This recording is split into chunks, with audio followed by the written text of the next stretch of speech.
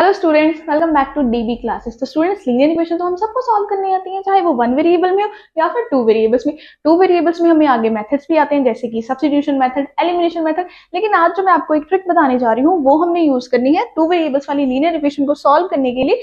लेकिन उसमें एक स्पेशल केस है। अब वो स्पेशल क्या है, उसके लिए आपको ये वीडियो पूरी देखनी पड़ेगी। तो अपनी नोटबुक साथ में लेके बैठ जाओ और लास्ट तक जरूर बने रहना इस कमाल की ट्रिक को समझने के लिए। तो स्टूडेंट्स, ये ट्रिक जो है वो उस तरह की लीनियर इक्वेशन पे एप्लीकेबल होगी जहां पे फर्स्ट इक्वेशन में जो x का कॉफिशिएंट है यानी कि 99 जो है वो सेकंड इक्वेशन में y का कॉफिशिएंट बन रहा है, और सिमिलरली फर्स्ट इक्वेशन में जो y का कॉफिशिएंट है वो सेकंड इक्वेशन में x का कॉफिशिएंट, यानी कि ये इंटरचेंज हो रहे हैं कि पहले जो x का कॉफिशिएंट है वो दूसरी बारी y का है, जो पहले y का है वो दूसरी बारी x का है। तो इस तरह की इक्वेशन में हमने क्या करना है, मेथड हम वो भी यूज कर सकते हैं, लेकिन उन्हें यूज करने का ड्रॉबैक ये है कि हमारी कैलकुलेशन जो है बहुत लेंथी हो जाएगी। अब हमें टाइम बचाना है क्योंकि हमारा पेपर बहुत लेंथी होता है, तो हमने टाइम कम करने के लिए, अपना टाइम सेव करने के लिए एक ट्रिक यूज करनी है। ट्रिक है कि आपने दोनों इक्वेशंस को 1 और 2 ऐड कर लेना।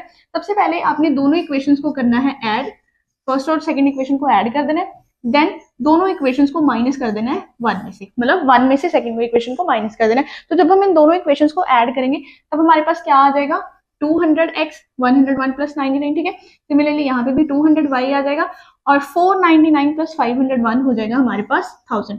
और यहाँ से मैं 200 कॉमन ले सकती हूँ, तो 200 जब मैंने कॉमन लिया तो यहाँ पे बचा x plus y is equal to 1000, और x प्लस वाई की वैल्यू कितनी आ गई 5। x प्लस वाई की वैल्यू कितनी आ गई 5।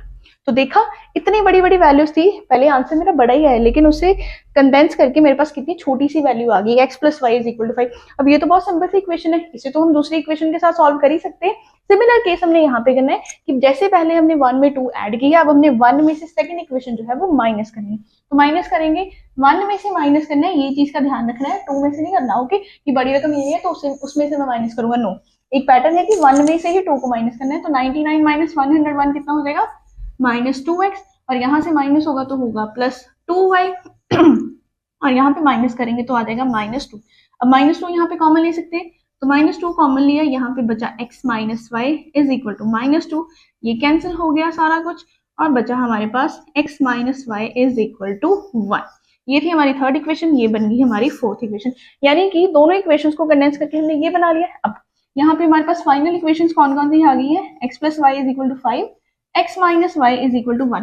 अब यहाँ पे इन दोनों को सॉल्व कर दो, कोई भी मेथड लगा के, चाहे तो आप सब्स्टिट्यूशन यूज कर लो, चाहे तो एलिमिनेशन मेथड। लेकिन मुझे यहाँ एलिमिनेशन मेथड ज्यादा इजी लग रहा है, तो मैं यहाँ पे माइनस कर दूंगी एलिमिनेशन मेथड यूज करके। तो प्लस माइनस माइनस ये कैंसिल हो जाएगा, ये वैल्यू आई 2y is equal to 4, y की वैल्यू आ गई मेरे पास 2। सिंपल, कितना इजी हो गया अब यहाँ पे सॉल्व करना। अदरवाइज यहाँ पे तो हम मल्टीप्लाई करते करते ही थक जाती।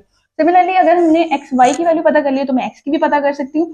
तो मैंने यहाँ पे थर्ड इक्वेशन में y की वैल्यू फिल की, so x plus 2 is equal to 5 and x की वैल्यू आ गई मेरे पास 3।